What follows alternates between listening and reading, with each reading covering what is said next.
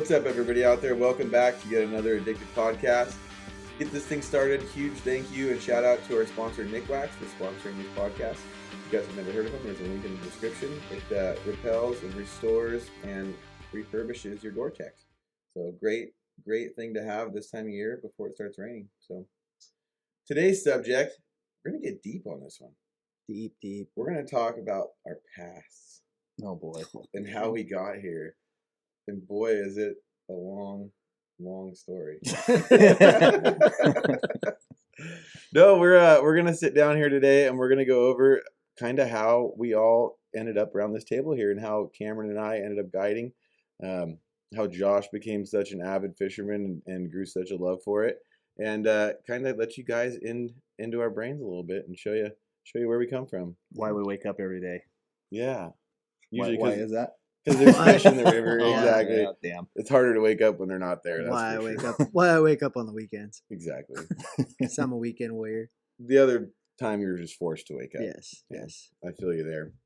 But yeah, so I mean, just to kick it right off, I've been guiding a lot less time than my good friend Cameron over here. I think this will be my 7th year of renewing my guide license. And it has been quite the ride, and I swear it gets harder and harder. You'd think it gets easier and you get to kind of coast a little bit more as you further on in your career. I think that kind of works that way with most careers, as you work your way up the totem pole. But I feel like with guiding, you end up just continually and constantly working more and more and more as the years go on. You start filling up more of those days, you have more of those return clients. But I think at the end of the day, we could probably both agree it's well worth it. Oh yeah. And one thing, you talk about it being tougher and tougher. I think certain aspects of the business are extremely tough when we start. We're grinding for people. We're younger, and I mean, I hate to say it, and I just know this from a lot of guides myself. And you probably to a point too, where being a younger, young 20s, it's tough to try to get some of these guys to go fishing. But I feel like as you kind of establish that more and more into your career, and you get those people, and you get those good return clients, and you build that great base, but then the fishing. Like, just the fishing challenges you, because what we were doing 5, 10, myself 15 years ago is not what we're doing now. Like, to any, okay, we have buoy 10, but now everything from where we had summer Chinook runs and then we didn't have them, and now we kind of do again, and then sockeye run, summer steelhead runs, epic 600,000 summer trying to fill up an runs. entire year's season worth of fishing. 15, 16 years ago when I started, I didn't think I'd ever guide kokanee. Yeah. And now it's probably my second. Honestly, producing aspect of the business now. Yeah. And it's because like I said, things have changed. So I think that's one thing that's kept it really interesting. Is it's definitely not the same. No. Every year, every day is a little different. When you're not showing up to the same office every day either. No, that's especially true. With how you fish and how I've grown to start fishing. It's a very constant chase. I mean, we are traveling and running around and moving with the fish and going to where we know there's going to be the most and the best opportunity. And one thing I was going to comment on too, I think just the guides have changed a lot too. Like Josh, one of your good family friends that you guys have gone out with every year for your whole life, that he is a different fishing guide, and in his he's even like Cameron's done. He's had to become more diverse because of what we've been dealt as far as fisheries go. But at least we still have them. And I think we'll still have them for, quite a while here still. But it is an interesting road how any fishing guide, gets to the point where, and there's a lot of fishing guides out there. I think we can all agree. I used to have a joke, back in 2014. It was any union electrician with a jet boat was a fishing guide. Because there was a lot of fish. You could go guide 2 days a week and call yourself a registered fishing guide and, and fill 2-3 days a week. But nowadays, because of these runs, because of these things, we've been necked down so much that, there's like a fleet of full-time guys that don't have other jobs that take up most of their time that are out there fishing, which almost makes it even a little more challenging because there's stiffer competition, Yeah. You are dealing with the same other guides and the same pressure from other fishermen every day, let alone just on Friday, Saturday, Sunday, Yeah, no, to your point, like in 2014 and 15, at least in the state of Washington, we had over 700 guides. registered in the state. Now we're down in the low 500s. So it Really? kind of gives Yeah, you that's a lot. gives you a little bit of a idea that where this dynamic, and even though it does seem like you see it on the interwebs and you see there's more There's so guides now, many there's more guides. guides. Actually, there's not. There's quite a few It's less. like saying there's more fishermen. But the problem is just honestly those fisheries, are getting compacted and concentrated into more and more Seems spots. like there's more guides because you only get 2 days. Yeah, So everyone new guides is there. Yeah, and let's be honest too. A lot of our, a lot of this has been state induced, but a lot of our salmon and steelhead runs, instead of them stretching over periods, winter steelhead. For instance, 15 years ago, 16 years ago, it was nothing for me to be taking my drift boat down one of my local rivers in November and limiting out on steelhead like it was. And I'll be honest with you, taking candy from a baby. I didn't know crap back then, not like I know now. And it was nothing. And it was nothing for me and the 10 boats on that stretch of river to all limited out on steelhead. Yeah. Good luck catching one in November in our neck of the woods now. You get one, you're like, oh boy. I still talk about the one I caught in November last year. There's the one. We're still talking about it. It was nothing to have winter steelhead before Halloween. Like if you didn't have a couple of them before Halloween, you were nothing. And it's like now those runs are. Okay. Like you said, you got one last year, some in December. A few trickling in that for the guiding purposes, that run is gone. Those runs are gone. I would have already been started on winter steelhead right now. Yeah, no kidding. It's the spring that's coming. I would have been like, okay, let's go. Game time. It would have been game time. So the fisheries have been really compacted down, and so that's obviously I think, and I'll be honest with you too. In my 16 and a half years of freaking guiding, I've seen a lot of guys come and go, and it's like not being you can't be a one trick pony in this industry, and those guys that survived only on at least in the area, and they weren't traveling too hard. They, only survived on like Chinook or only survived on winter steelhead. Like they ain't around anymore. No, and I can attribute to that very, close to heart for me is, I named my guide business when I first started after the fishery that I fished because that's what I was going to say. Yeah, that's right. Why don't you go back there? That's what I was going to say. When you started talking about diversity, I was like, when I first met you, that's all you were doing was raft trips. And at that point, now you've had to diversify. Right. That's true. And I learned very quickly that if you want to make you were money, still filling weeks. You were filling days. But the fish were there too. Busy. And think about that. Yeah, I was very lucky. I thought I had it easy at first, for sure. With some of the best runs we've seen in our short lifetime, And I just want to interject here just one. I don't want to get off the subject of this, but like you said, for instance, that river, right, had probably chrome fish in it 365 days a year. It's very similar to the one that I fish on a lot. Yep. And I'll just say this right now, and I can say this as stone-faced as I can, that the wild fish groups have absolutely just cannibalized that river of the hatchery runs, and now that has forced you to move because those fish they just don't exist. I don't care how good you are. Right. If there's no targets in the water to catch, well, I guess you might as well take up fly fishing. Yeah. I'm just kidding. Or little joke, or sightseeing, that's right, echo tours. Yeah. But right, and so you've seen this. So like I said, the guys that only wanted to live and die on that river, well, they've gone and found other things, or they've retired, or they've moved on, and you've adapted, and you're a damn good fisherman. I feel like you could probably just go anywhere where there's some targets, and you're good enough, and you'll find your guys' fish. And like I say, if you're not in that mindset, especially in this day and age in this industry, it ain't happening for you. So to go back a little ways, you guys were talking about starting out and getting a base. And like, I kind of know Cameron's story just because I've heard a little bit of it. But I think it'd be cool to hear both your guys' stories as far as like what took you there, what made you decide that was what you wanted to do. Obviously, because you love fishing, but who turns their hobby into their job? So what made you do it? I'm going to try to make it short and sweet. It is a long story, but I've said for a long time that the best guides around, the people that we know and identify as the best guides, they didn't just happen to they didn't come up with the idea they wanted to do it and became the best. Literally, you're born for it. It's a thing, and the teaching and the thought process and the ambition. There's a lot more than just being a good fisherman. Oh God, for sure. it's so much. It's being personable and being hardworking and Patience. driven.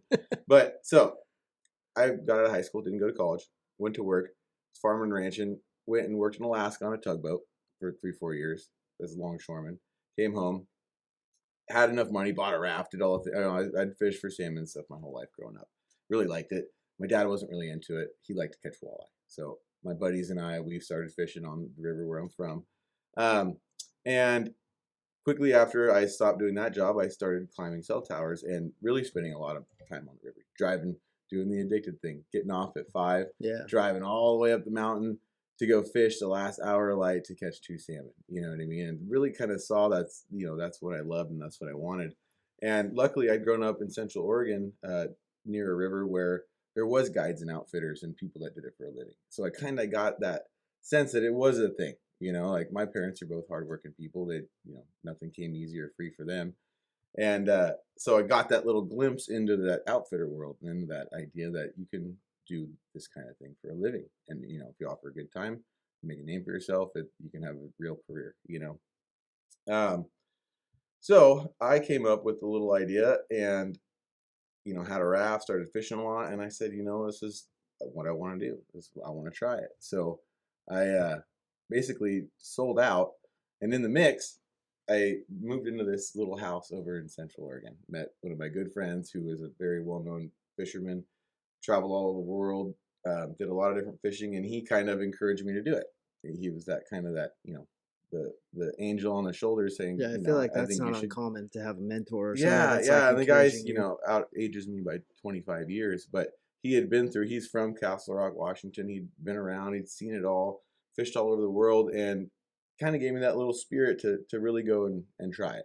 So I quit my job almost 8 years ago now, and got a guide's license and got a new raft and went to running. And I was lucky where I grew up. I did a lot of hunting guiding on like private bird ranches and stuff. So that was my in, basically. That was my in to clients. That interaction with clients. And so I quit my job, gave a 6-month notice. I was climbing cell towers at the time. Gave a notice, saved up a bunch of money. I didn't just go from scratch. I was supporting myself. I knew I had to make it this long without making a lot of money. So I was guiding rafting trips and whitewater trips all summer and would guide steelhead and stuff all winter and would commercially harvest morel mushrooms in the spring and just lived off the land and worked hard. And then, 4 years ago, I was working for a lodge in Alaska, going back and forth to Alaska, and met Marlon at the Sportsman Show. And was working hard, was making money, but any fishing guide, I love it. If you're a fishing guide and you're busy right off the bat, it's because your dad's a guide or you had some sort of avenue that just fed you clientele. Yeah. Pretty much go fishing a lot and tell everybody you're a guide till people start calling you. Yeah. Like that's just how fishing guiding Fill works. your boat with buddies, do whatever you can. So was working hard, working in Alaska, and met Marlon at the Sportsman Show and said, "Hey, you want to go fish this river?" And I'm pretty certain at first, like you could attest for this, he just wanted to go see that section of river and like see if you guys could go float it yourselves because you'd fished up there. You thought it was, you knew it was cool, you knew it was good. Then he figured out he couldn't float it. Yeah, and we went up there and we fished and he's became like, man, close friends. I need this guy. And then shortly after, I got to take Josh and his dad out, and we had an awesome day. And then Marlon tells me, he goes, "Oh, we're going to go to Alaska and film this salmon fishing movie." And I go, "Oh, no way, where?" And he goes, "Oh, so-and-so." And I'm like, "Well, that's where I'm going to be for the next 3 months. Let me know the dates, and I'll jump on board, and I'll guide you guys, and we'll make this thing happen." And now we're sitting at this table. Yeah, years later. That's it. The rest you can watch on the YouTube channel. Yeah, it all falls into place. Really, it was where the wind blew. I stepped into this field of work and fell in love with it and was driven enough to make it happen. So okay, so 7-8 years. So now you're here. You're with Addicted. Where are you going now? You're just gonna ride this for the next 50 years and all over the world. All over the world. Yeah. Yeah, you've done some stuff in Chile. Yeah, I've been to South America. I've been all over Alaska. Haven't really got to explore a lot of the U.S. Very, very anxious to go to Canada.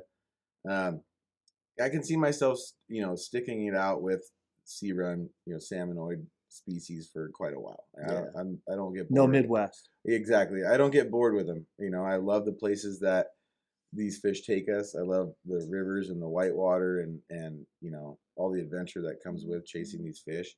And we live in a pretty crazy world where you can open up Google Maps and pick a fishing hole on the other side of the planet Yeah. and go there.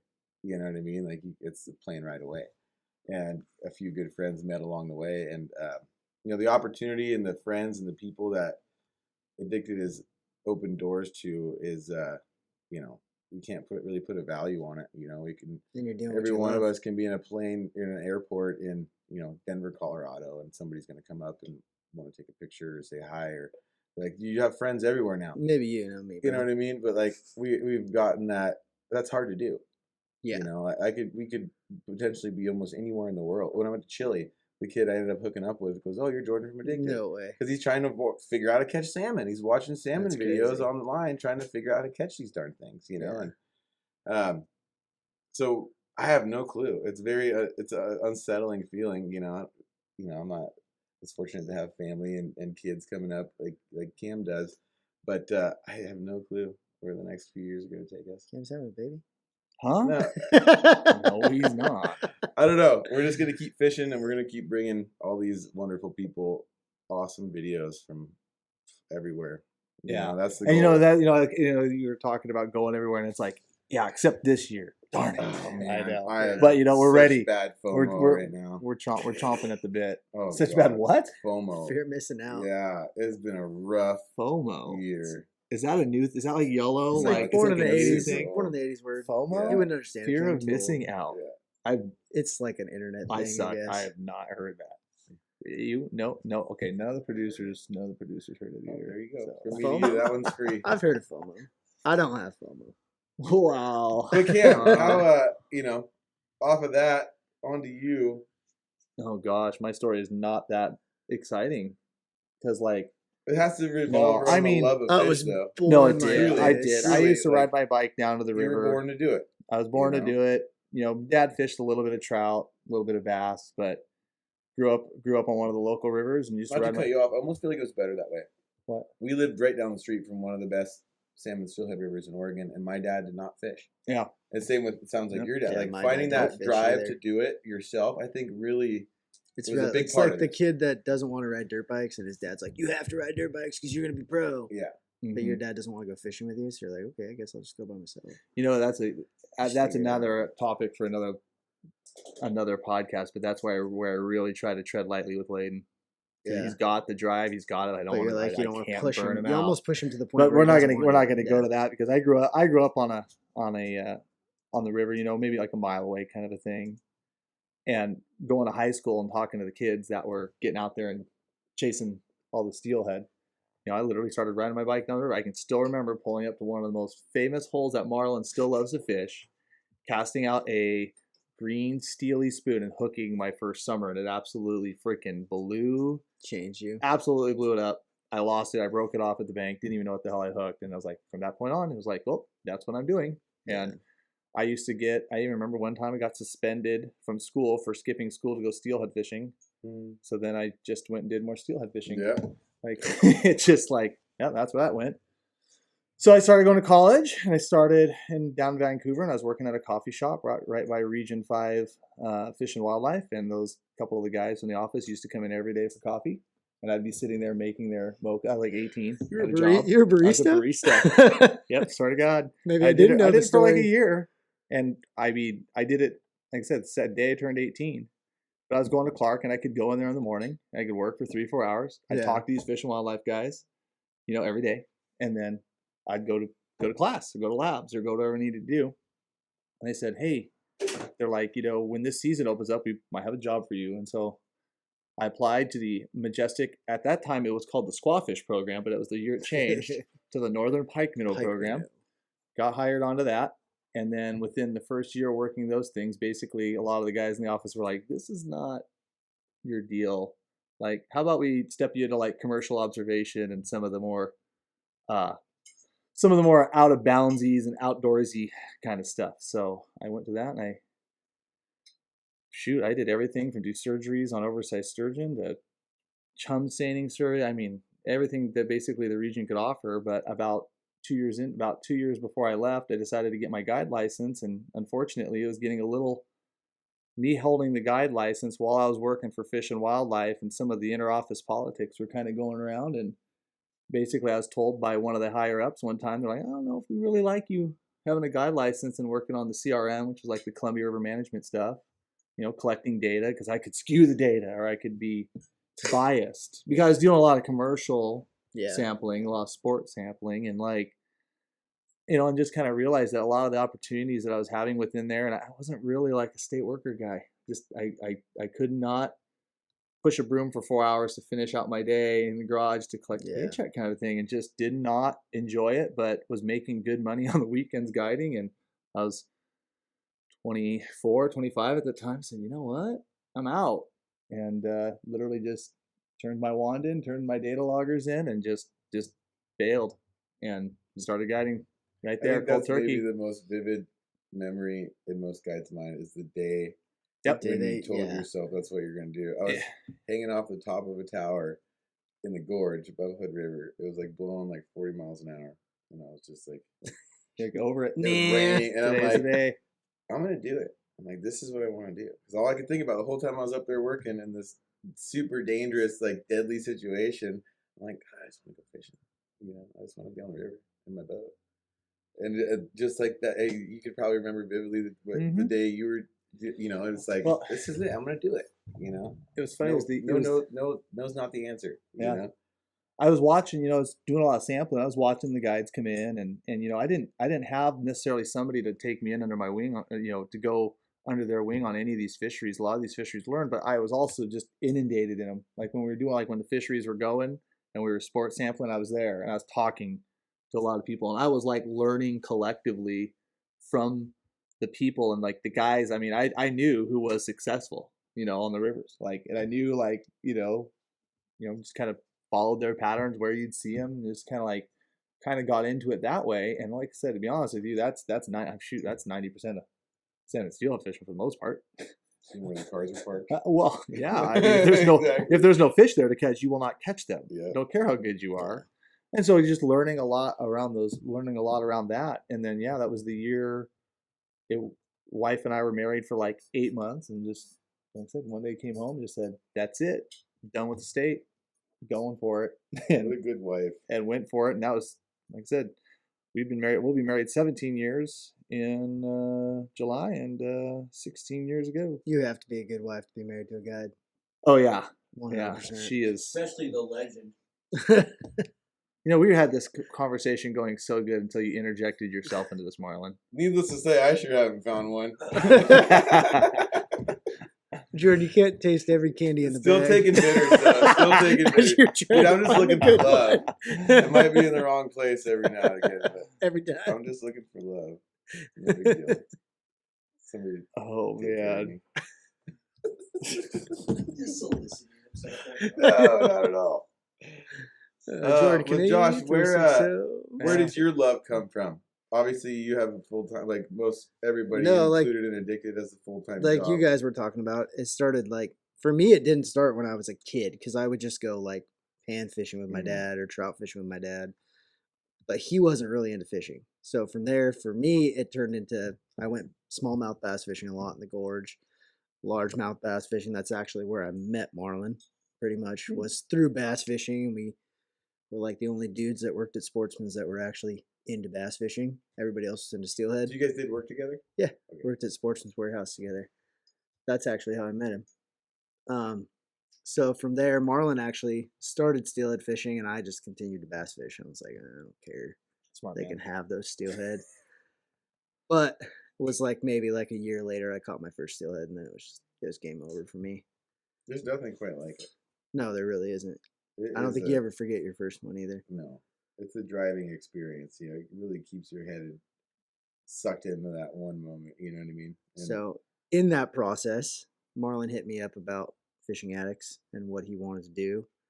And I think it was a forum to begin with. This is way back when. This is 2009 probably. Initial, this is what I want to do. And I helped him out with it. We kind of did some stuff with it at first. And then I was kind of just fizzled out almost. And people have heard this story before because I'm the flat lever. I just was kind of, I didn't tell him I don't want to be a part of that, but it was kind of okay, nothing was going with the forum. And then, Addicted started to take off on some YouTube videos and stuff. And Marlon asked me if I wanted to help out, and I, of course I did, and that's where I'm at right now. Sitting behind the microphone. Yeah, not as involved as I'd love to be because I just don't have the freedom like I used to. But I'm still here, still show up, make an appearance. Still Making want to a- catch them. Yeah, make an appearance every now and then, and yeah, I still fish all the time when I can. Probably get to fish more than you can. Yeah, maybe. I'm just kidding. But I've been there. Depends on what you call guiding, because a lot of people think that, oh, it's great, you guys, you get to fish all the time. It's like, no, you're just a paid babysitter, really. 100% commend you guys, because there's no doubt in my mind that at one point I wanted to be a guide. Like, yeah, let's do this, because I love running my dad's boat. I love fishing with family, people who know how to fish in the boat. But that's why I commend you guys, because fishing with people who don't, completely understand what's going on in the boat is totally different. When you have a boat full of people who understand the program, you're not having to explain it. It's easy. That's when guiding's like, okay, I could do this. It's like a hand of playing poker. But then I also deckhanded for like a season at Buoy 10 with one of my guide buddies back then, and I told him after I was done, I was like, yeah, this is fun, but nah, no way, bro. Not me. Not what I'm looking to do. But I still love fishing. It's a tough thing, and like you said, every day you go out and guide, you're getting dealt a hand in poker. Yeah. You never know what you're gonna get, and you got to play it. That's the exciting part, though. It is to a point, but I can see why after. Yeah, you got to have the right kind of spirit for that, because sometimes you just get on bad runs and you just patience and everything. Yeah. I mean, it's a lot of give. That's what I explain to a lot of people. And you are given every bit of energy, and you're there to entertain. Yeah, you're not just there to catch fish. You're tell there to stories. bring an experience. Some of the best guided trips people go on are just the stories that they get told. Yeah, and that is probably the hardest part I find. Not necessarily getting up in the morning, not getting people on fish, but just that constant constant shoveling out of energy and excitement, and you know what I mean. Like, those people are there to just take an experience, Yeah, and it gets exhausting. They're not there to kill fish. Straight. They're there to kill fish. No, you're there to kill fish. He's there to kill fish. That's just, and that's for a whole nother point. We can really, you really want to break that stuff down. We could get into it. We're gonna get into some other podcasts about that. Before we wrap this up, I just had one quick question, because I know that there's probably some people listening to this that are like, sometimes they're like, oh, maybe I should be a guide, or I want to be a guide. What are like some tips that you could give somebody who's thinking about that's the path they want to take in life? I mean, other than you said you knew right off the bat, like that was what you wanted to do. I could tell you one right now, and this is where I've seen so many guides that I've tried to help and where I see them all fail. Every client and every person that you think, if you want to be a guide, that's going to pay you to do it, cut whatever you think that number is into about a third. Yeah. Start with that, because there's a lot of expectations and a lot of people that get into it and they think that they have XYZ, and then they realize they only have Z. And I've seen it happen many, many, many, many, many times. I'm just going to post a post on Facebook, and well, guess what? Everybody does that now. But there's you really gotta get some expectations dialed in, and and if you have that opportunity to mentor or to find a mentor, or to work for a lodge, or to get yourself brought into that kind of community and that kind of environment, then that will help you get a real grasp of what you're getting into. Because like I said, I can think of 10 people off the top of my head right now that all got into it, got big payments on boats, or maybe even daddy bought it for them, I mean, I'm just saying, and they just seems like if they can get over that 2 to 3 year hump, they're in. But if they can't, they watch out. So I just manage your expectations quick. Get those in check. Yeah, mine kind of just backs that one up. Same idea, but if you're gonna do it, you have to give it 110% all the time. Oh yeah, it ain't easy either. When you feel like it. Yeah. Not just when you want to work hard or want to try harder. Do the right thing during the day. You got to give it 110% all the time, because you're in you're in customer service. That's your job. You're not just working behind a cash register. Like you are the cash register.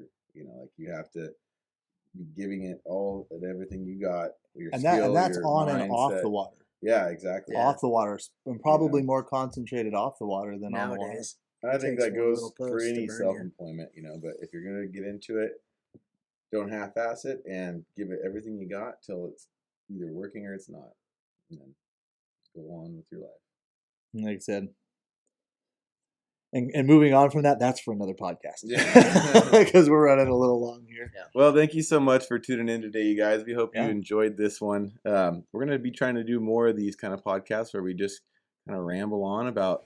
We might pick a topic and we might actually stick to it. And I think today we did a good job. So smash that thumbs up. If you guys haven't already, go down here, subscribe if you're watching on YouTube, and stay tuned till next week.